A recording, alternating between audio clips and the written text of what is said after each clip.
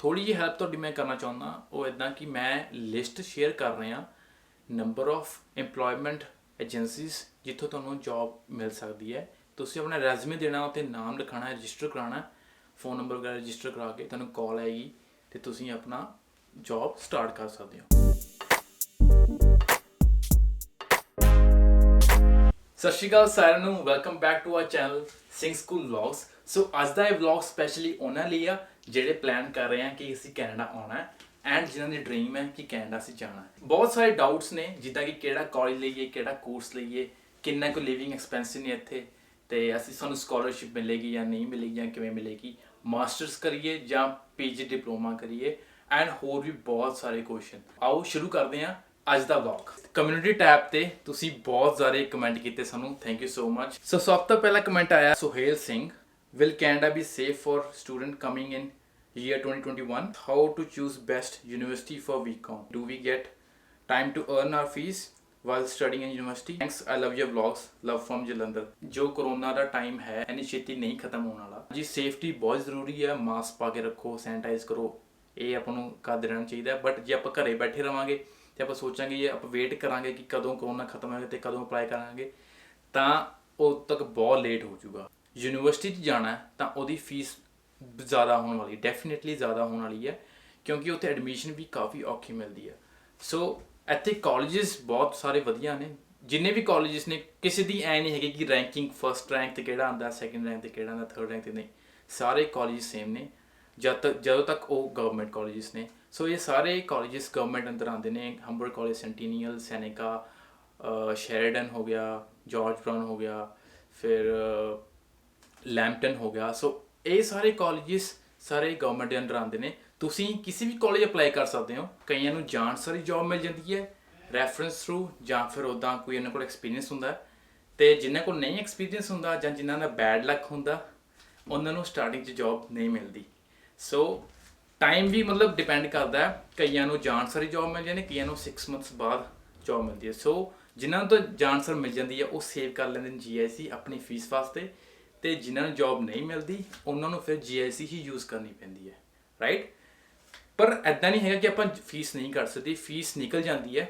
ਆਪਾਂ ਨੂੰ money management ਕਰਨੀ ਪੈਂਦੀ ਹੈ ਫਿਰ, ਜਿੱਦਾਂ ਕਿ ਆਪਾਂ ਨੂੰ ਪਤਾ ਹੋਣਾ ਚਾਹੀਦਾ ਕਿੰਨਾ ਬਜਟ ਆਪਾਂ ਮੰਥਲੀ ਲੈ ਕੇ ਚੱਲਣਾ ਹੈ, ਕਿੰਨੇ ਐਕਸਪੈਂਸਿਸ ਕਰਨੇ ਆ, ਕਿੰਨੀ ਆਪਣੀ ਇਨਕਮ ਹੋਏਗੀ। ਸੋ ਉਹ ਸਾਰੀ ਚੀਜ਼ਾਂ ਡਿਪੈਂਡ ਕਰਦਾ ਆਪਾਂ ਨੂੰ ਕਿ ਆਪਣਾ ਕਿੰਨਾ ਐਕਸਪੈਂਸ ਹੈ। ਇੱਕ ਚੀਜ਼ ਹੋਰ ਹੈ ਕਿ ਜਦੋਂ ਆਪਾਂ ਬ੍ਰੇਕ ਲੈਂਦੇ ਹਾਂ ਕੋਰਸ ਦੇ ਵਿੱਚ, ਰਾਈਟ, ਜਦੋਂ ਆਪਾਂ ਸਮਰ ਬ੍ਰੇਕ ਹੁੰਦੀ ਆ ਜਾਂ ਵਿੰਟਰ ਬ੍ਰੇਕ ਹੁੰਦੀ ਆ, ਉਹ 4 ਮੰਥਸ ਦੀ ਹੁੰਦੀ ਆ। ਆਪਾਂ ਫੀਸ ਆਰਾਮ ਨਾਲ ਕੱਢ ਸਕਦੇ ਹਾਂ, ਕਿਉਂਕਿ ਉਹਦੇ ਵਿੱਚ ਆਪਾਂ 40 ਆਵਰਸ ਤੋਂ ਵੱਧ ਵੀ ਕੰਮ ਕਰ ਸਕਦੇ ਹਾਂ ਆਰਾਮ ਨਾਲ, ਕੋਈ ਦਿੱਕਤ ਨਹੀਂ ਹੈਗਾ। 40 ਆਵਰਸ ਤੱਕ ਆਪਾਂ ਆਰਾਮ ਨਾਲ ਕੰਮ ਕਰ ਸਕਦੇ ਹਾਂ ਅਤੇ ਆਪਣੀ ਫੀਸ ਸੇਵ ਕਰ ਸਕਦੇ ਹਾਂ। ਟਰਾਈ ਕਰੋ ਕਿ ਜੇ ਤੁਸੀਂ ਇੰਡੀਆ 'ਚ ਇਸ ਟਾਈਮ ਹੈਗੇ ਹੋ ਤਾਂ ਕਿਸੇ ਰਿਟੇਲ ਸਟੋਰ 'ਚ ਜਾਂ ਕਿਤੇ ਐਕਸਪੀਰੀਅੰਸ ਲੈ ਲਓ, ਤਾਂ ਕਿ ਤੁਹਾਡਾ ਰੈਜ਼ੂਮੇ ਸਟਰੋਂਗ ਬਣ ਸਕੇ ਅਤੇ ਤੁਸੀਂ ਜਾਣ ਸਾਰੀ ਤੁਹਾਨੂੰ ਜੌਬ ਈਜ਼ੀਲੀ ਮਿਲ ਜੇ। ਕਿਉਂਕਿ ਇੱਥੇ ਗਾਈਜ਼ ਕੋਈ ਵੀ ਜੌਬ ਲੈਣੀ ਹੈ, resume is the first thing.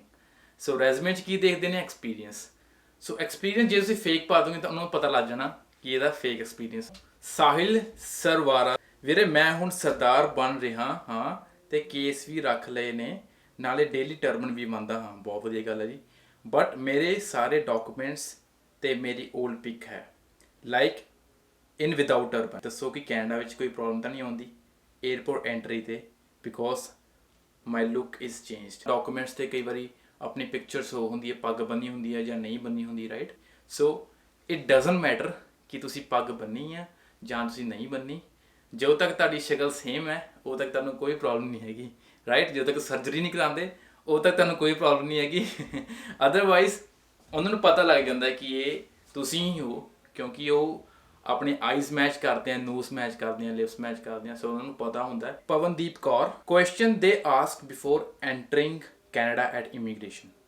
ਸੋ ਬਹੁਤ ਸਾਰਿਆਂ ਦੇ ਮਨ ਵਿੱਚ ਇਹ ਡਾਊਟ ਹੈ ਕਿ ਇਮੀਗ੍ਰੇਸ਼ਨ ਜਦੋਂ ਆਪਾਂ ਲੈਂਡ ਹੁੰਦੇ ਹਾਂ ਕੈਨੇਡਾ ਦੇ ਵਿੱਚ, ਆਪਾਂ ਨੂੰ ਕੀ ਕੁਛ ਪੁੱਛਦੇ ਨੇ ਉੱਥੇ ਜਾ ਕੇ, ਰਾਈਟ। ਕਈਆਂ ਨੂੰ ਡਰਾਇਆ ਵੀ ਜਾਂਦਾ ਵੀ ਉੱਥੇ ਜਾ ਕੇ ਸਹੀ ਬੋਲਿਓ, ਇੱਦਾਂ ਹੋ ਜਾਂਦਾ, ਵਾਪਸ ਭੇਜ ਦੇਣਗੇ ਜਾਂ ਕਿਵੇਂ, ਹੈ ਨਾ।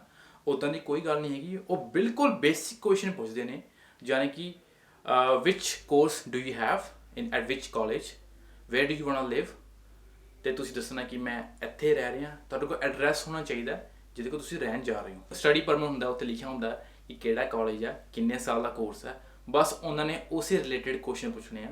ਕੋਈ ਟਰਬਲ ਨਹੀਂ ਹੈਗੀ। ਪਵਨਦੀਪ ਕੌਰ ਤੁਸੀਂ ਆਰਾਮ ਨਾਲ ਆਓ, ਜਾਂ ਜਿਹੜੇ ਹੋਰ ਵੀ ਜਿਹੜੇ ਲੈਂਡ ਕਰਨ ਵਾਲੇ ਨੇ, ਕੋਈ ਦਿੱਕਤ ਨਹੀਂ ਹੈਗੀ, ਕੋਈ ਕੁਛ ਨਹੀਂ ਪੁੱਛਦਾ। ਹਾਂ, ਇੱਕ ਕੁਐਸਚਨ ਹੋਰ ਜ਼ਰੂਰ ਹੈ। ਹੁਣ ਜਿਵੇਂ ਕੋਵਿਡ ਕਰਕੇ ਚੇਂਜ ਹੋ ਗਿਆ ਸਿਨੈਰੀਓ ਬਿਲਕੁਲ। ਹੁਣ ਉਹ ਇੱਕ ਚੀਜ਼ ਇਹ ਕਰਦੇ ਨੇ ਕਿ ਆਪਣਾ ਫਾਰਮ ਭਰਾਉਂਦੇ ਨੇ ਕਿ ਬਈ ਹਾਂ ਸਾਡੀ ਹੈਲਥ ਬਿਲਕੁਲ ਸਹੀ ਹੈ, ਸਾਨੂੰ ਕੋਈ ਪ੍ਰੋਬਲਮ ਨਹੀਂ ਹੈਗੀ, ਕੋਈ ਕਫਿੰਗ ਨਹੀਂ ਹੈ, ਕੋਈ ਫੀਵਰ ਨਹੀਂ ਹੈਗਾ, ਐਵਰੀਥਿੰਗ ਇਜ਼ ਫਾਈਨ, ਸੋ ਮੈਂ ਪੂਰੀ ਹੈਲਦੀ ਹਾਂ। ਇਹ ਇੱਕ ਫਾਰਮ ਸਾਈਨ ਕਰਾਉਂਦੇ ਨੇ। ਉੱਪਰ ਲਿਖਿਆ ਹੁੰਦਾ ਐਡਰੈਸ, ਫੋਨ ਨੰਬਰ ਤੁਹਾਡੇ ਕੋਲ ਨਹੀਂ ਹੁੰਦਾ ਓਬਵੀਅਸਲੀ। ਜਦੋਂ ਤੁਸੀਂ ਨਵੇਂ ਕੈਨੇਡਾ ਆ ਰਹੇ ਹੋ, ਤੁਸੀਂ ਆਪਣੇ ਰਿਲੇਟਿਵ ਦਾ ਪਾ ਸਕਦੇ ਹੋ ਜਾਂ ਕਿਸੇ ਫਰੈਂਡ ਦਾ ਪਾ ਸਕਦੇ ਹੋ, ਤੇ ਤੁਸੀਂ ਫਿਰ ਕੁਆਰੰਟੀਨ ਕਰਨਾ ਹੁੰਦਾ। ਇਹ ਚੀਜ਼ ਨਵੀਂ ਐਡ ਹੋਈ ਹੈ ਕੋਵਿਡ ਕਰਕੇ। So next question is Divyansh Sikri, is it worth it to do bachelor's degree from Seneca or Humber College? Doesn't matter unless and until ਉਹ ਗਵਰਨਮੈਂਟ ਕਾਲਜ ਹੈ। ਸੋ ਇਹ ਸਾਰੇ ਸੈਨਿਕਾ, ਹੰਬਰ, ਸ਼ੈਰੀਡਨ, ਲੈਂਪਟਨ, ਠੀਕ ਹੈ, ਇਹ ਸਾਰੇ ਕਾਲਜਸ ਆਉਂਦੇ ਨੇ ਗਵਰਨਮੈਂਟ ਦੇ ਅੰਦਰ। ਸੋ ਕੋਈ ਦਿੱਕਤ ਨਹੀਂ ਹੈਗੀ, ਤੁਹਾਨੂੰ ਵਰਕ ਪਰਮਿਟ ਮਿਲ ਜਾਂਦਾ। ਹਾਂ, ਜਿਹੜੇ ਪ੍ਰਾਈਵੇਟ ਕਾਲਜ ਨੇ ਉੱਥੇ ਬਿਲਕੁਲ ਨਾ ਜਾਇਓ, ਕਿਉਂਕਿ ਉੱਥੇ ਤੁਹਾਨੂੰ ਵਰਕ ਪਰਮਿਟ ਨਹੀਂ ਮਿਲਦਾ। ਸੋ ਆਪਾਂ ਨੂੰ ਫੀਸ ਵੀ ਲੈ ਲੈਣਗੇ, ਫੀਸ ਵੀ ਘੱਟ ਹੋਊਗੀ ਉਹਨਾਂ ਦੀ, ਤੇ ਕਈਆਂ ਨੂੰ ਪਤਾ ਨਹੀਂ ਹੁੰਦਾ, ਫਿਰ ਬਾਅਦ 'ਚ ਫਸ ਜਾਂਦੇ ਨੇ ਤੇ ਫਿਰ ਚੇਂਜ ਕਰਾਉਂਦੇ ਨੇ ਕਾਲਜ। ਸੋ ਇਸੇ ਲਈ ਲੈਣੀ ਤਾਂ ਸਿਰਫ ਗਵਰਨਮੈਂਟ ਕਾਲਜ ਦੇ ਅੰਦਰ ਲੈਣੀ ਹੈ ਐਡਮਿਸ਼ਨ।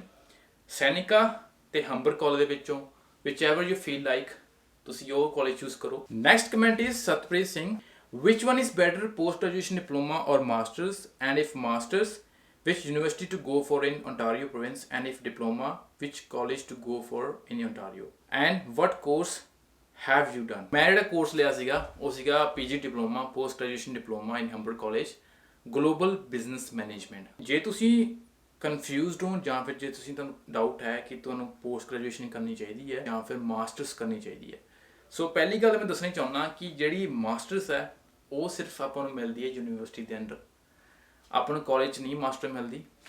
ਤੇ ਪੋਸਟ ਗ੍ਰੈਜੂਏਸ਼ਨ ਆਪਾਂ ਨੂੰ ਕਿਸੇ ਵੀ ਕਾਲਜ ਜਾਂ ਯੂਨੀਵਰਸਿਟੀ 'ਚੋਂ ਮਿਲ ਸਕਦੇ ਨੇ। ਸੋ ਸੈਕਿੰਡ ਥਿੰਗ ਇਜ਼ ਕਿ ਯੂਨੀਵਰਸਿਟੀ ਦੀ ਫੀਸ ਬਹੁਤ ਜ਼ਿਆਦਾ ਹਾਈ ਹੁੰਦੀ ਹੈ ਤੇ ਇੱਥੇ ਐਡਮਿਸ਼ਨ ਲੈਣੀ ਈਜ਼ੀ ਨਹੀਂ ਹੁੰਦੀ। ਇਹਦੇ ਲਈ ਜੇ ਤੁਸੀਂ ਆਪਣਾ ਮਾਸਟਰਸ ਕਰ ਰਹੇ ਹੋ ਤਾਂ ਤੁਹਾਨੂੰ 7 ਬੈਂਡਸ ਐਟਲੀਸਟ ਲੈ ਕੇ ਆਉਣੇ ਪੈਣੇ ਆ। ਸੈਕਿੰਡ ਥਿੰਗ ਇਜ਼ ਤੁਹਾਡਾ GMAT ਦਾ ਸਕੋਰ ਵਧੀਆ ਹੋਣਾ ਚਾਹੀਦਾ ਹੈ। GMAT ਇੱਕ ਐਗਜ਼ਾਮ ਹੁੰਦਾ ਜੇ ਤੁਸੀਂ ਐਡਮਿਸ਼ਨ ਲੈਣੀ ਹੈ ਕੈਨੇਡਾ ਦੇ ਕਿਸੇ ਯੂਨੀਵਰਸਿਟੀ ਦੇ ਵਿੱਚ, ਸੋ ਉਹਦੇ ਵਿੱਚ ਸਕੋਰ ਬਹੁਤ ਵਧੀਆ ਚਾਹੀਦਾ। ਤੇ ਥਰਡ ਥਿੰਗ, ਜੋ ਉਹਦੀ ਕਾਸਟ ਹੈਗੀ ਹੈ ਬਹੁਤ ਜ਼ਿਆਦਾ ਹੈ। ਤੁਹਾਨੂੰ ਦੱਸਦਾ ਕਿ ਇੱਕ ਪੋਸਟ ਗ੍ਰੈਜੂਏਸ਼ਨ ਡਿਪਲੋਮਾ ਜੋ ਕਿ 2 ਸਾਲ ਦਾ ਕੋਰਸ ਆਪਾਂ ਲਈਏ, ਕਿਉਂਕਿ 1 ਸਾਲ ਦਾ ਲੈ ਕੇ ਕੋਈ ਫਾਇਦਾ ਨਹੀਂ, 1 ਸਾਲ ਦਾ ਹੀ ਵਰਕ ਪਰਮਿਟ ਮਿਲਦਾ। ਜੇ 2 ਸਾਲ ਦਾ ਲੈਂਦੇ ਆ ਤਾਂ ਆਪਾਂ ਨੂੰ 3 ਸਾਲ ਦਾ ਵਰਕ ਪਰਮਿਟ ਮਿਲੇਗਾ। ਇਹ ਤੁਹਾਨੂੰ ਸ਼ਾਇਦ ਪਤਾ ਹੀ ਹੋਣਾ ਸਾਰਿਆਂ ਨੂੰ, ਰਾਈਟ। ਤੇ ਜੇ ਆਪਾਂ ਇੱਕ ਮਾਸਟਰਸ ਲੈਂਦੇ ਆ ਤਾਂ ਉਹਦੀ 2 ਈਅਰ ਜਾਂ 3 ਈਅਰ ਦਾ ਕੋਰਸ ਹੁੰਦਾ। ਸੋ ਉਹਦੀ ਫੀਸ ਅਰਾਊਂਡ $1 ਲੱਖ ਤੱਕ ਹੁੰਦੀ ਹੈ। ਸੋ ਗਾਇਜ਼ ਬਹੁਤ ਜ਼ਿਆਦਾ ਐਕਸਪੈਂਸਿਵ ਹੈ। ਤੇ ਇੱਕ ਪੀਜੀ ਡਿਪਲੋਮਾ ਦੀ ਫੀਸ ਹੁੰਦੀ ਹੈ ਸਿਰਫ 32,000, ਜੋ ਕਿ ਮੈਂ ਪੇ ਕੀਤੀ ਸੀਗੀ 2 ਸਾਲ ਦੀ। ਸੋ ਤੁਸੀਂ ਦੇਖੋ 32,000 ਕਿੱਥੇ ਆ ਤੇ ਮਾਸਟਰਸ $1 ਲੱਖ ਕਿੱਥੇ ਜਾਂਦਾ, ਰਾਈਟ।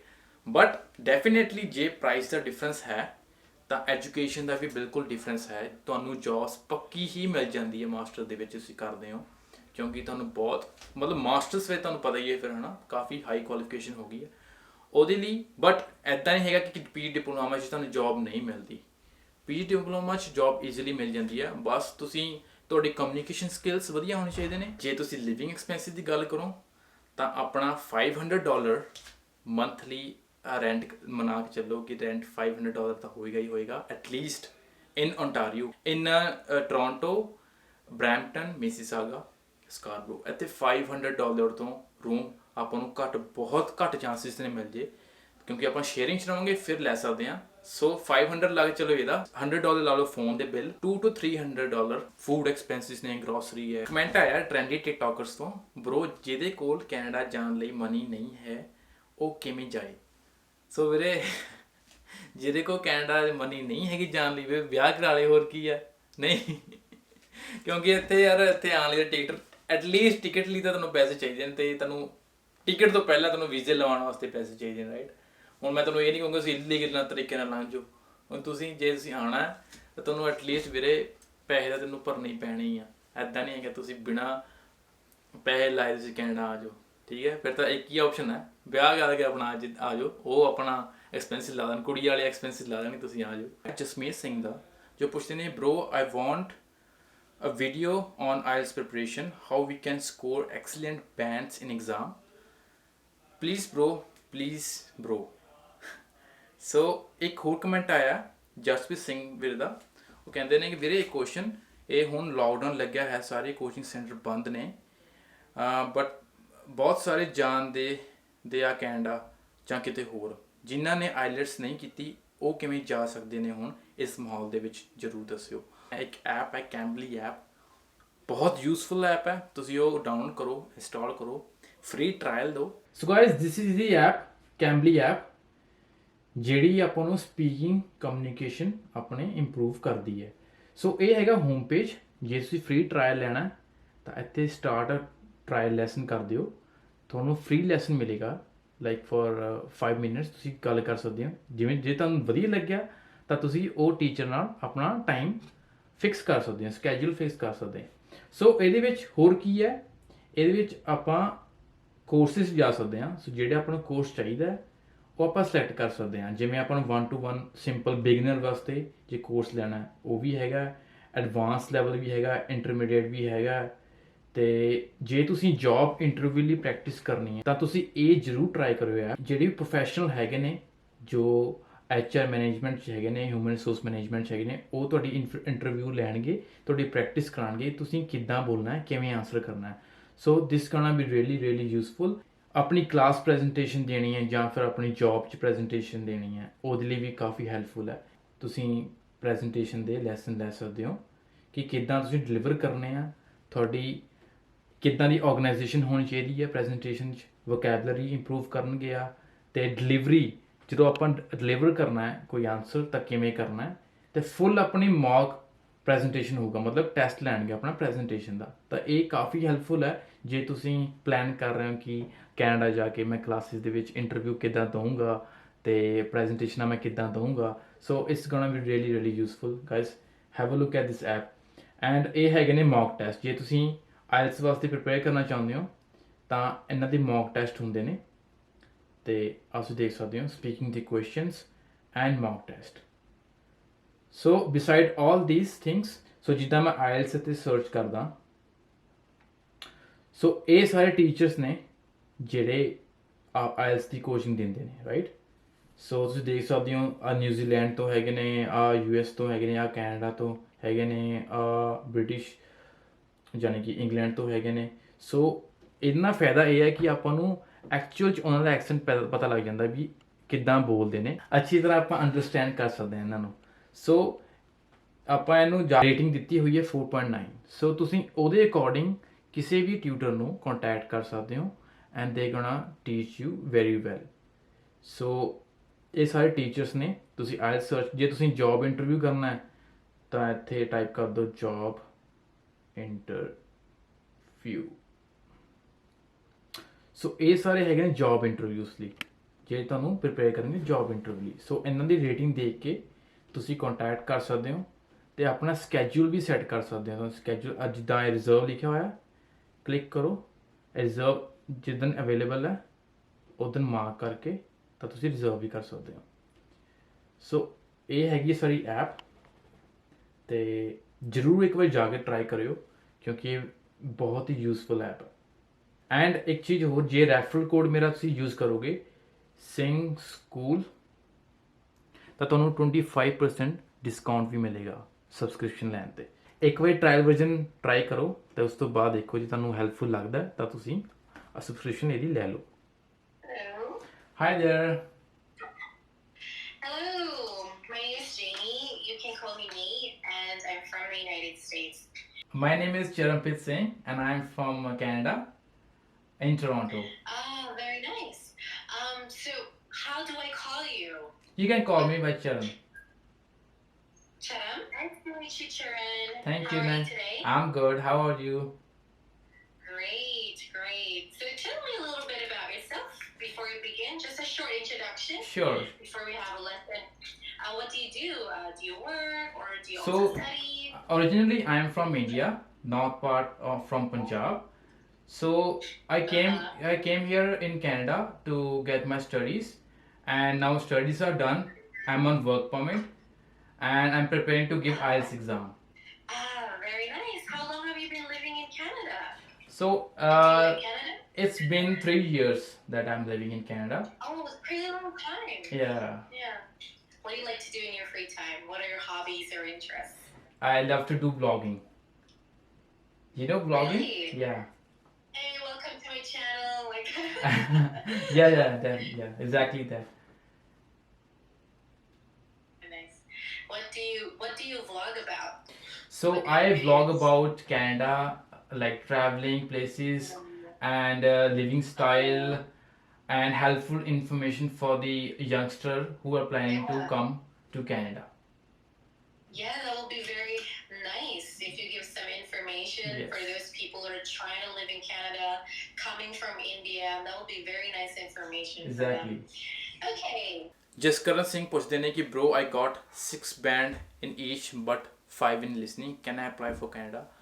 ਸੋ ਵੀਰੇ ਤੁਸੀਂ ਅਪਲਾਈ ਕਰ ਸਕਦੇ ਹੋ, ਪਰ ਤੁਹਾਨੂੰ ਕੋਈ ਵਧੀਆ ਕਾਲਜ ਹੈ ਨਾ ਐਡਮਿਸ਼ਨ ਨਹੀਂ ਮਿਲ ਸਕਦੀ, ਕਿਉਂਕਿ ਉਹਨਾਂ ਦੇ ਕ੍ਰਾਈਟੇਰੀਆ ਵੱਖਰੇ ਹੁੰਦੇ ਨੇ। 6.5 ਐਂਡ 6 ਇਨ ਈਚ। ਤੁਸੀਂ ਕਿਊਬਿਕ ਜਾ ਸਕਦੇ ਹੋ, ਯਾਨੀ ਕਿ ਮੌਂਟਰੀਅਲ 'ਚ ਕਾਲਜ ਨੇ ਕਾਫੀ ਜਿਹੜੇ ਜਿਨ੍ਹਾਂ ਦੇ ਇੱਕ ਕਮਿਊਨਿਟੀ 'ਚ 5 ਬੈਂਡ ਰਹਿ ਜਾਂਦੇ ਨੇ ਜਾਂ 5.5 ਰਹਿ ਜਾਂਦੇ ਨੇ, ਉਹ ਅਪਲਾਈ ਕਰ ਸਕਦੇ ਨੇ। ਸੋ I'm not gonna make you sure that you will get admission in that, but you can give a try. ਜੇ ਤੁਸੀਂ ਫੁੱਲੀ ਸਿਕਿਉਰ ਹੋਣਾ ਚਾਹੁੰਦੇ ਹੋ ਤਾਂ ਤੁਸੀਂ ਇੱਕ ਟਰਾਈ ਆਇਲਸ ਦੀ ਹੋਰ ਦੇ ਦਿਓ ਮੇਰੇ ਕਹਿਣ ਤੇ ਤੁਹਾਡੇ ਪੱਕਾ ਮਾਰਕਸ ਆ ਜਾਣੇ ਇਸ ਵਾਰੀ, ਤੇ ਤੁਸੀਂ ਆਪਣੀ ਮਨਪਸੰਦ ਦਾ ਕਾਲਜ ਲਿਓ, ਤੁਹਾਨੂੰ ਪ੍ਰੋਬਲਮ ਬਿਲਕੁਲ ਨਹੀਂ ਆਏਗੀ। ਸੋ ਇੱਕ ਟਰਾਈ ਹੋਰ ਦੇ ਦਿਓ, ਕੋਈ ਗੱਲ ਨਹੀਂ, ਤੇ ਟਰਾਈ ਕਰੋ ਕਿ ਇਸ ਵਾਰ ਤੁਹਾਡੇ 6 ਇਨ ਈਚ ਆ ਜਾਣ ਤੇ 6.5 ਆ ਜਾਣ, ਤਾਂ ਹੋਰ ਤਾਂ ਫਿਰ ਤੁਹਾਨੂੰ ਐਡਮਿਸ਼ਨ ਮਿਲ ਹੀ ਜਾਣੀ ਹਰ ਕਿਤੇ, ਰਾਈਟ। ਸੁਖਮਨ ਸੰਧੂ, ਕੈਨੇਡਾ ਵਿੱਚ ਕਿਹੜੇ ਕੋਰਸਿਸ ਦੀ ਜ਼ਿਆਦਾ ਡਿਮਾਂਡ ਹੈ? ਵਧੀਆ ਜੌਬ ਕਿਹੜੇ ਕੋਰਸਿਸ ਤੋਂ ਮਿਲ ਸਕਦੀ ਹੈ? ਹਰੇਕ ਕੋਰਸ ਦੀ ਡਿਮਾਂਡ ਹੈ। ਜੇ ਤੁਸੀਂ ਤੁਹਾਡੇ 'ਚ ਐਬਿਲਿਟੀ ਹੈ, ਤੁਹਾਡਾ ਇੰਟਰਸਟ ਹੈ, ਤੁਸੀਂ ਕਿਸੇ ਵੀ ਜੌਬ 'ਚ ਆਪਾਂ ਨੂੰ ਆਪਣੇ ਆਪ ਨੂੰ ਤੁਸੀਂ ਗਰੋ ਕਰ ਸਕਦੇ ਹੋ। ਜਿਹੜੀ ਸਭ ਤੋਂ ਜ਼ਿਆਦਾ ਡਿਮਾਂਡ ਹੈਗੀ ਹੈ ਇਸ ਟਾਈਮ, ਉਹ ਹੈਗੀ ਹੈ ਇੱਕ IT। ਇੱਥੇ ਸਭ ਕੁਝ ਹੀ ਕੰਪਿਊਟਰਾਈਜ਼ਡ ਹੈ, ਸੋ ਇਹਨਾਂ ਦੀ ਡਿਮਾਂਡ ਬਹੁਤ ਜ਼ਿਆਦਾ ਹੈ। ਮੰਥਲੀ ਪੈਕੇਜ 50,000 ਤੋਂ ਪਲੱਸ ਹੀ ਹੁੰਦਾ ਸਟਾਰਟਿੰਗ 'ਚ, ਯਾਨੀ ਕਿ ਇੰਡੀਆ ਦਾ ਹੋ ਗਿਆ ਸਾਲ ਦਾ ਅਰਾਊਂਡ 25 ਲੱਖ। ਸੋ ਬਹੁਤ ਜ਼ਿਆਦਾ ਵਧੀਆ ਹੈ।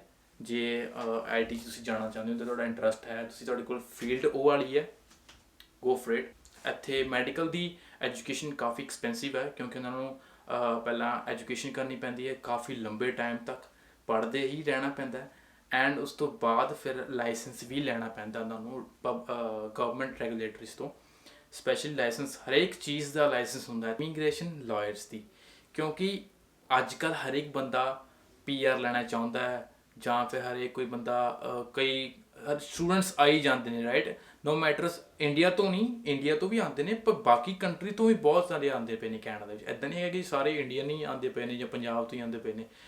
ਹਰੇਕ ਡਿਫਰੈਂਟ ਕੰਟਰੀਜ਼ ਤੋਂ ਸਟੂਡੈਂਟਸ ਆਉਂਦੇ ਨੇ ਪੜ੍ਹਨ ਵਾਸਤੇ, ਜਾਂ ਟੂਰਿਸਟ ਆਉਂਦੇ ਨੇ, ਜਾਂ ਫਿਰ ਵੀਜ਼ੇ 'ਤੇ ਆਉਂਦੇ, ਵਰਕ ਵੀਜ਼ੇ 'ਤੇ ਆਉਂਦੇ, ਸਾਰੇ ਲੈਣੇ ਚਾਹੁੰਦੇ ਨੇ PR।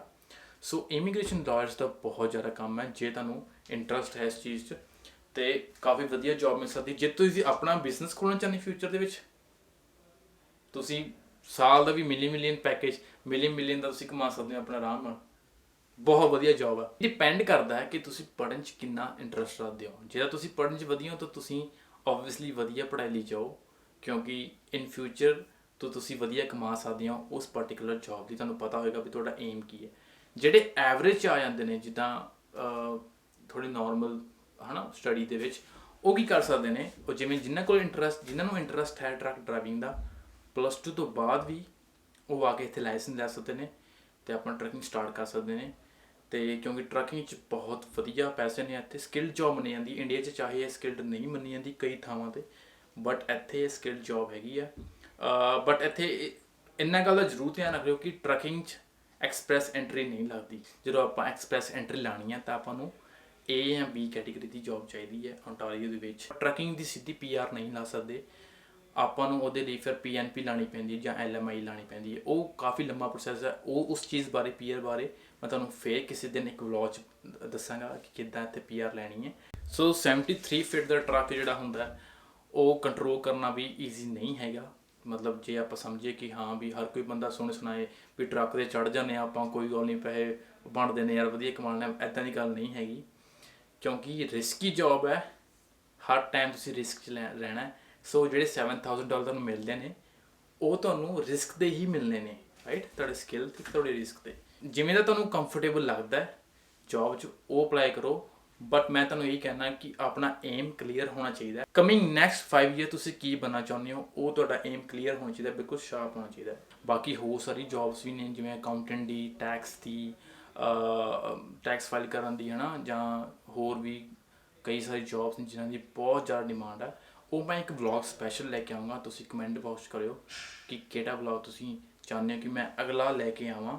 ਉਸ ਚੀਜ਼ ਬਾਰੇ ਮੈਂ ਬਿਲਕੁਲ ਡੈਫੀਨੇਟਲੀ ਲੈ ਕੇ ਆਊਂਗਾ, ਤੁਸੀਂ ਕਮੈਂਟ ਕਰਕੇ ਦੱਸਣਾ ਮੈਨੂੰ ਕਿ ਕਿਹੜਾ ਵਲੌਗ। ਇਸ ਵਲੌਗ ਦੇ ਵਿੱਚ ਮੈਂ ਸਿਰਫ ਜਰਨਲ ਗੱਲਾਂ ਕਰਨੀਆਂ ਨੇ, ਜਿਹੜੀਆਂ ਮੈਂ ਜਿਹੜੇ ਤੁਸੀਂ ਕਮੈਂਟ ਕੀਤੇ ਨੇ ਉਹਦਾ ਮੈਂ ਸਿਰਫ ਆਨਸਰ ਦੱਸਾਂਗਾ, ਕਿਉਂਕਿ ਜੇ ਮੈਂ ਸਾਰੇ ਇੱਕ ਕਮੈਂਟ ਨੂੰ ਐਲੈਬੋਰੇਟ ਕਰਨ ਲੱਗਾ ਤਾਂ ਬਹੁਤ ਲੰਬਾ ਬਣ ਜਾਣਾ, ਤੁਹਾਡੇ ਲਈ ਵੀ ਦੇਖਣਾ ਔਖਾ ਹੋ ਜਾਣਾ। ਸੋ ਤੁਹਾਡੇ ਲਈ ਈਜ਼ੀ ਕਰਨ ਵਾਸਤੇ ਮੈਂ ਸਿਰਫ ਜਰਨਲ ਆਨਸਰ ਦੇ ਰਿਹਾ, ਤਾਂ ਕਿ ਤੁਹਾਨੂੰ ਥੋੜਾ ਬਹੁਤ ਆਈਡੀਆ ਹੋ ਜੇ। ਤੇ ਜੇ ਤੁਹਾਨੂੰ ਵਧੀਆ ਲੱਗਿਆ ਇਹ ਵਲੌਗ ਤਾਂ ਤੁਸੀਂ ਨੈਕਸਟ ਵਲੌਗ ਲਈ ਸਬਸਕ੍ਰਾਈਬ ਕਰ ਲਓ ਮੇਰਾ ਚੈਨਲ, ਬੈਲ ਆਈਕਨ ਕਲਿੱਕ ਕਰ ਲਓ ਤਾਂ ਕਿ ਤੁਹਾਨੂੰ ਅਪਡੇਟ ਆ ਜੇ ਲੇਟੈਸਟ ਵਲੌਗ ਦੀ। ਸੋ ਮੈਂ ਨੈਕਸਟ ਵਲੌਗ ਮੈਂ ਜ਼ਰੂਰ ਲੈ ਕੇ ਆਵਾਂ, ਤੁਸੀਂ ਕਮੈਂਟ ਬਾਕਸ 'ਚ ਮੈਂਸ਼ਨ ਕਰਨਾ ਕਿ ਅਗਲਾ ਵਲੌਗ ਕਿਹੜਾ ਲੈ ਕੇ ਆਵਾਂ। ਪ੍ਰਭਨੂਰ ਸਿੰਘ ਦਾ ਉਹ ਪੁੱਛਦੇ ਨੇ ਕਿ how to find a job for international student. ਥੋੜੀ ਜਿਹੀ ਹੈਲਪ ਤੁਹਾਡੀ ਮੈਂ ਕਰਨਾ ਚਾਹੁੰਦਾ, ਉਹ ਇੱਦਾਂ ਕਿ ਮੈਂ ਲਿਸਟ ਸ਼ੇਅਰ ਕਰ ਰਿਹਾ ਨੰਬਰ ਆਫ ਏਮਪਲੋਇਮੈਂਟ ਏਜੰਸੀਜ਼ ਜਿੱਥੋਂ ਤੁਹਾਨੂੰ ਜੌਬ ਮਿਲ ਸਕਦੀ ਹੈ। ਤੁਸੀਂ ਆਪਣਾ ਰੈਜ਼ੂਮੇ ਦੇਣਾ, ਉੱਤੇ ਨਾਮ ਲਿਖਾਣਾ, ਰਜਿਸਟਰ ਕਰਾਉਣਾ, ਫ਼ੋਨ ਨੰਬਰ ਵਗੈਰਾ ਰਜਿਸਟਰ ਕਰਾ ਕੇ ਤੁਹਾਨੂੰ ਕਾਲ ਆਏਗੀ ਅਤੇ ਤੁਸੀਂ ਆਪਣਾ ਜੌਬ ਸਟਾਰਟ ਕਰ ਸਕਦੇ ਹੋ। ਡਿਸਕ੍ਰਿਪਸ਼ਨ ਦੇ ਵਿੱਚ ਤੁਸੀਂ ਕਲਿੱਕ ਕਰਕੇ ਦੇਖਿਓ ਕਿ ਕਿਹੜੇ ਕਿਹੜੇ ਏਜੰਸੀਜ਼ ਨੇ। ਉਹ ਮੈਂ ਮੇਨਲੀ ਬਰੈਂਪਟਨ ਦੀਆਂ ਇਸ ਵਾਰੀ ਪਾਈਆਂ ਨੇ। I will try to find out ਕਿ ਮੈਨੂੰ ਟੋਰਾਂਟੋ ਦੀ ਵੀ ਮਿਲ ਸਕੇ, ਸਕਾਰਪਰੋ ਦੀ ਮਿਲ ਸਕੇ, ਤਾਂ ਕਿ ਸਾਰੀ ਏਜੰਸੀਜ਼ ਕਵਰ ਹੋ ਜਾਣ ਅਤੇ ਤੁਸੀਂ ਆਪਣਾ ਲੈਂਡ ਕਰਨ ਸਾਰ ਡਾਕੂਮੈਂਟ ਨਾਲ ਲੈ ਕੇ, ਪਾਸਪੋਰਟ ਹੁੰਦਾ ਜਾਂ ਸਟੱਡੀ ਵੀਜ਼ਾ ਹੁੰਦਾ ਜਾਂ ਸਟੱਡੀ ਪਰਮਿਟ ਹੁੰਦਾ, ਨਾਲ ਲੈ ਕੇ ਤੁਸੀਂ ਉੱਥੇ ਜਾ ਕੇ ਰਜਿਸਟਰ ਕਰਾ ਜਾਣਾ ਅਤੇ ਤੁਹਾਨੂੰ ਵਿਦਿਨ ਅ ਵੀਕ ਤੁਹਾਨੂੰ ਕਾਲ ਆ ਜਾਏਗੀ ਜੌਬ ਲਈ, ਡੈਫੀਨੇਟਲੀ ਆ ਜਾਏਗੀ।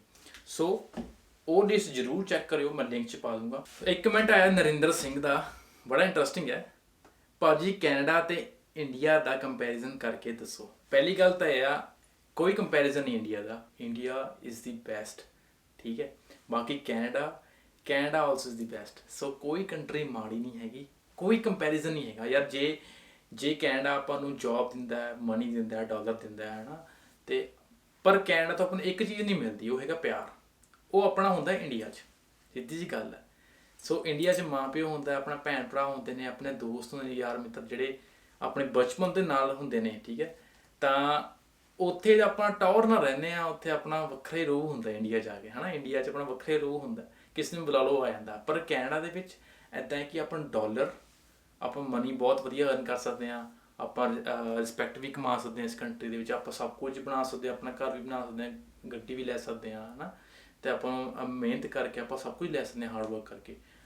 ਪਰ ਪਿਆਰ ਦੀ ਕਮੀ ਜ਼ਰੂਰ ਰਹਿੰਦੀ ਹੈ, ਆਪਾਂ ਉਹ ਜ਼ਰੂਰ ਚੀਜ਼ ਮਿਸ ਕਰਦੇ ਹਾਂ ਜੋ ਇੰਡੀਆ ਤੋਂ ਮਿਲਦੀ ਹੈ। ਸੋ ਇੰਡੀਆ ਅਤੇ ਕੈਨੇਡਾ ਦਾ ਕੋਈ ਕੰਪੈਰੀਜ਼ਨ ਨਹੀਂ ਹੈਗਾ ਆਪਸ ਦੇ ਵਿੱਚ, ਇਹ ਬਿਲਕੁਲ ਗਲਤ ਹੈ। ਮੈਂ ਉਹਨਾਂ ਦੇ ਬਿਲਕੁਲ ਖਿਲਾਫ ਹਾਂ ਜਿਹੜੇ ਕਹਿੰਦੇ ਨੇ ਕਿ ਵੀ ਕੈਨੇਡਾ ਵਧੀਆ ਯਾਰ, ਕੈਨੇਡਾ ਹੀ ਸਭ ਕੁਝ ਹੈ, ਇੰਡੀਆ ਤਾਂ ਕੁਛ ਹੈ ਹੀ ਨਹੀਂ, ਹੈ ਨਾ। ਬਿਲਕੁਲ ਉਹਨਾਂ ਦੇ ਮੈਂ ਖਿਲਾਫ ਹਾਂ, ਕਿਉਂਕਿ ਇੰਡੀਆ ਜਿੱਥੋਂ ਆਪਾਂ ਜੰਮੇ ਪਲੇ ਹਾਂ, ਉਹਦੀ ਉਸ ਕੰਟਰੀ ਲਈ ਰਿਸਪੈਕਟ ਹੋਣੀ ਚਾਹੀਦੀ ਹੈ। ਸੋ ਮੇਰੇ ਲਈ ਬਹੁਤ ਮਾਣ ਵਾਲੀ ਗੱਲ ਹੈ। ਹਰਮਨ ਜੱਸੜ ਦਾ ਉਹ ਪੁੱਛਦੇ ਨੇ ਕਿ ਸਤਿ ਸ਼੍ਰੀ ਅਕਾਲ ਭਾਜੀ, number 1 question is please tell us the total expenses of study visa. Number 2, will there is shortage of work? Number 3, will Canada a best country for settlement? Number 4, does class 12th grade plays important role in student visa process? So ਵੀਰੇ ਜਿਹੜੇ ਆ question ਤੁਸੀਂ ਪੁੱਛੇ ਨੇ ਹਰਮਨ ਜਸਰ ਜੀ, ਸੋ ਪਹਿਲੀ ਗੱਲ ਤਾਂ ਇਹ ਆ ਕਿ ਟੋਟਲ ਐਕਸਪੈਂਸਿਸ ਜੋ ਆਪਣੇ ਵੀਜ਼ੇ ਲਾਉਣ ਦੇ ਲੱਗਦੇ ਨੇ, ਮੇਰੇ ਲੱਗੇ ਸੀਗੇ, ਕਿਉਂਕਿ ਮੈਂ ਉਸ ਟਾਈਮ ਰੂਲ ਇਹ ਸੀਗਾ ਵੀ ਇੱਕ ਸਮੈਸਟਰ ਦੀ ਫੀਸ ਪੇ ਕਰਕੇ ਤੁਸੀਂ ਆ ਸਕਦੇ ਹੋ। ਹੁਣ ਇੱਦਾਂ ਦਾ ਨਹੀਂ ਹੋ ਗਿਆ, ਹੁਣ ਐਂ ਕਿ ਆਪਾਂ ਨੂੰ 1 ਸਾਲ ਦਾ ਆਪਾਂ ਨੂੰ ਫੀਸ ਭਰਨੀ ਪੈਂਦੀ ਹੈ, ਤਾਂ ਓਬਵੀਅਸਲੀ ਗੱਲ ਹੈ ਕਿ ਆਪਾਂ ਨੂੰ 2 ਸਮੈਸਟਰ ਦੀ ਫੀਸ ਪਾ ਕੇ ਜਾਣਾ ਪਏਗਾ। ਸੋ ਜਦੋਂ ਮੈਂ ਆਇਆ ਸੀਗਾ, ਮੇਰੇ GIC ਲੱਗਿਆ ਸੀ 5.5 ਲੱਖ, ਯਾਨੀ ਕਿ $10,000 ਕੈਨੇਡੀਅਨ ਡਾਲਰਸ। ਸੋ ਜਮ੍ਹਾਂ ਕਰਾਏ ਸੀ ਮੈਂ।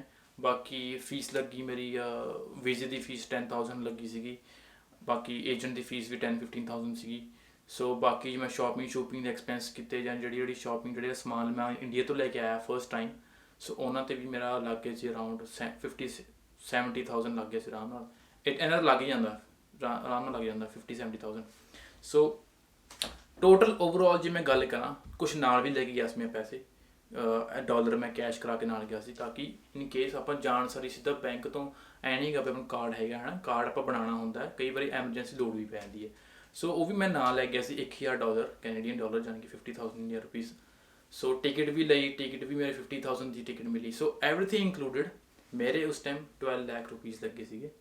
ਸੋ ਹੁਣ ਜੇ ਤੁਸੀਂ ਇੱਕ ਸਮੈਸਟਰ 2 ਸਮੈਸਟਰ ਦੀ ਫੀਸ ਪੇ ਕਰ ਰਹੇ ਹੋ ਰਾਈਟ, ਜੇ ਤੁਸੀਂ ਆਪਣਾ ਫਿਰ ਤੁਸੀਂ 8,000 ਡਾਲਰ ਐਕਸਟਰਾ ਪੇ ਕਰ ਰਹੇ ਹੋ, ਉਹ ਬਣੇ ਤੁਹਾਡੇ 4 ਲੱਖ ਰੁਪੀਜ਼ ਹੈ ਨਾ। ਅਤੇ ਤੁਸੀਂ ਮੰਨ ਲਓ 15 ਕੁ ਲੱਖ ਤੁਹਾਡਾ ਲੱਗੇਗਾ ਜੇ ਤੁਸੀਂ ਆਪਣਾ ਕੈਨੇਡੀਅਨ ਵੀਜ਼ਾ ਲਵਾਉਣਾ ਹੈ, study visa. So number 2 is will there be shortage of work. So Canada ਵਿੱਚ ਇੱਦਾਂ ਦੀ ਗੱਲ ਨਹੀਂ, ਟੋਰਾਂਟੋ ਖਾਸ ਕਰ GTA ਵਿੱਚ, ਯਾਨੀ ਕਿ ਗ੍ਰੇਟਰ ਟੋਰਾਂਟੋ ਏਰੀਆ, ਆਪਣਾ ਇਹਦੇ ਵਿੱਚ ਕਿਹੜੇ ਏਰੀਆ ਆਉਂਦੇ ਨੇ, ਟੋਰਾਂਟੋ ਆ ਜਾਂਦਾ ਹੈ, ਬਰੈਂਪਟਨ ਆਉਂਦਾ ਹੈ, ਮਿਸੀਸਾਗਾ ਆਉਂਦਾ, ਸਕਾਬਰੋ ਆਉਂਦਾ ਹੈ ਨਾ। ਸੋ ਇਹਨਾਂ ਏਰੀਆ ਦੇ ਵਿੱਚ ਬਿਲਕੁਲ ਸ਼ਾਰਟੇਜ ਨਹੀਂ ਹੈਗੀ ਕੰਮ ਦੀ, ਕੰਮ ਬਹੁਤ ਹੈ। ਜਿੱਥੇ ਕੋਈ ਵੀ ਕੰਮ ਨਹੀਂ ਨਾ ਹੈਗਾ, ਤੁਸੀਂ ਕੀ ਕਰਨਾ, ਤੁਸੀਂ ਸਾਈਕਲ ਖਰੀਦ ਲਓ, ਇੱਕ ਸਾਈਕਲ ਖਰੀਦ ਲਓ, $100 ਦਾ ਸਾਈਕਲ ਆਉਂਦਾ, ਮਤਲਬ 5,000 ਰੁਪਏ ਦਾ ਇੰਡੀਅਨ ਰੁਪੀਜ਼ ਦੇ ਹਿਸਾਬ ਨਾਲ ਸਾਈਕਲ ਆ ਜਾਂਦਾ ਇੱਥੇ। ਸਾਈਕਲ ਲੈ ਲਓ, ਉਬਰ ਈਟਸ ਰਜਿਸਟਰ ਕਰਾ ਲਓ, ਤੁਸੀਂ ਸਾਈਕਲ 'ਤੇ ਕਰੋ ਆਪਣੀ ਈਟਸ ਡਿਲੀਵਰ ਕਰਨੇ ਹੁੰਦੇ ਨੇ, ਫੂਡ ਡਿਲੀਵਰ ਕਰਨਾ ਹੁੰਦਾ ਰੈਸਟੋਰੈਂਟ ਫੜ ਕੇ ਉੱਥੇ। ਉਹਦੀ ਵੇਜਲੀ ਆਵਰ ਹੈਗੀ ਹੈ ਅਰਾਊਂਡ $22 ਤੋਂ ਲੈ ਕੇ $25 ਦੇ ਵਿੱਚ। ਮਤਲਬ ਤੁਸੀਂ ਮੰਨ ਕੇ ਚੱਲੋ ਕਿ ਸਾਈਕਲ 'ਤੇ ਜੇ ਤੁਸੀਂ ਤੁਹਾਡੇ ਕੋਲ ਕੋਈ ਵੀ ਜੋਬ ਨਹੀਂ ਹੈਗੀ ਕਿ ਐਕਸਪੈਂਸਿਸ ਕੱਢਣੇ ਆ, ਸਾਈਕਲ ਖਰੀਦੋ, ਉਬਰ ਤੋਂ ਰਜਿਸਟਰ ਕਰਾਓ, ਇੱਦਾਂ ਦੇ ਆਫਿਸ ਹੁੰਦੇ ਆ, ਔਨਲਾਈਨ ਜਾ ਕੇ ਵੈਬਸਾਈਟ ਜਾ ਕੇ ਉਬਰ ਰਜਿਸਟਰ ਕਰ ਲਓ, ਆਂਸਰੀ ਸਾਈਕਲ ਚੱਕੋ, ਡਾਊਨਟਾਊਨ ਤੁਸੀਂ ਪਤਾ ਲੱਗ ਜਾਣਾ ਤੁਹਾਨੂੰ ਵੀ ਹਾਂ ਕਿਹੜੀ ਬੱਸ ਫੜਨੀ ਹੈ।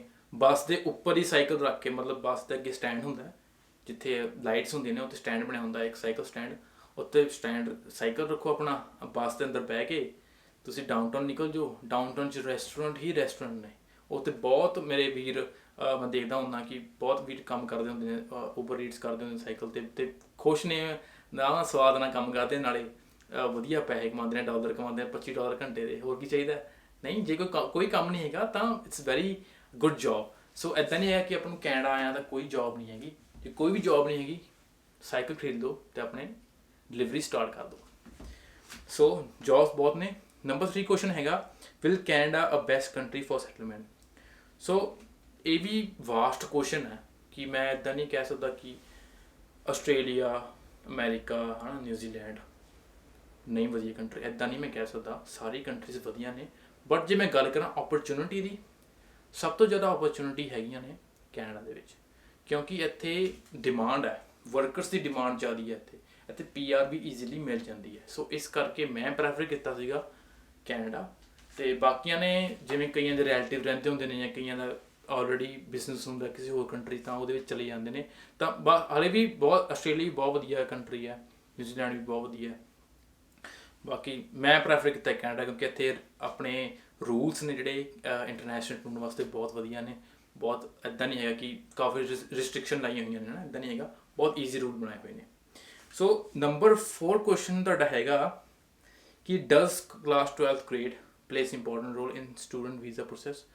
ਸੋ ਇਹ ਤਾਂ ਮੈਨੂੰ ਥੋੜ੍ਹਾ ਕੁਐਸਚਨ ਸਮਝ ਨਹੀਂ ਆਇਆ, ਬਟ ਇੰਨੀ ਗੱਲ ਮੈਂ ਕਹੂੰਗਾ, ਜੇ ਤੁਸੀਂ +2 ਦੀ ਬਜਾਏ ਤੁਸੀਂ ਇੱਕ BCom ਜਾਂ ਬੈਚਲਰਸ ਕਿਸੇ ਵੀ ਚੀਜ਼ 'ਚ ਨਾ ਕਰਕੇ ਆਓ, BTech ਕਰਕੇ ਆਓ, ਜਾਂ BBA ਕਰਕੇ ਆਓ, ਜਾਂ BCom ਕਰ ਲਓ, ਜਾਂ BA ਕਰ ਲਓ, ਕਿਸੇ ਵੀ ਸਟਰੀਮ ਦੇ ਵਿੱਚ ਤੁਸੀਂ ਕੋਈ ਵੀ ਕੋਰਸ ਕਰਕੇ ਆਓਗੇ ਬੈਚਲਰਸ, ਇੱਧਰ ਆ ਕੇ ਤੁਹਾਨੂੰ PR ਲੈਣ ਵੇਲੇ ਬਹੁਤ ਹੈਲਪ ਹੋਊਗੀ, ਕਿਉਂਕਿ ਸਿੱਧੇ 30 to 40 ਪੁਆਇੰਟਸ ਐਵੇਂ ਇੰਕਰੀਜ਼ ਹੋ ਜਾਂਦੇ ਨੇ ਜਦੋਂ ਆਪਣਾ PR ਲਾਣੀ ਹੁੰਦੀ ਹੈ, ਰਾਈਟ। ਸੋ ਗਾਇਜ਼, ਇਹ ਸੀ ਮੇਰਾ ਅੱਜ ਦਾ ਵਲੌਗ, ਯਾਨੀ ਕਿ ਆਲ ਦੀ ਇਨਫੋਰਮੇਸ਼ਨ ਰਿਗਾਰਡਿੰਗ ਇਮੀਗ੍ਰੇਸ਼ਨ ਅਤੇ ਮੇਰੀ ਪਰਸਨਲ ਲਾਈਫ ਦੇ ਬਾਰੇ ਅੱਜ ਦਾ ਵਲੌਗ ਸੀਗਾ। I am sure you all ਗੋਣਾ like it, ਅਤੇ ਤੁਸੀਂ ਇਸੇ ਤਰ੍ਹਾਂ ਸਾਡੇ ਚੈਨਲ ਨੂੰ, ਸਿੰਘ ਸਕੂਲ ਫੈਮ ਨੂੰ ਸਪੋਰਟ ਕਰਦੇ ਰਹੋ, ਸਾਡੀ ਫੈਮਿਲੀ ਹੋਰ ਗਰੋ ਹੋਏ, ਕਿਉਂਕਿ ਅਸੀਂ ਆਲਰੇਡੀ 40,000 ਕ੍ਰੋਸ ਕਰ ਚੁੱਕੇ ਹਾਂ guys. Thank you and congratulations to everyone ਕਿ ਅਸੀਂ 40,000 ਪਲੱਸ ਕਰ ਚੁੱਕੇ ਹਾਂ।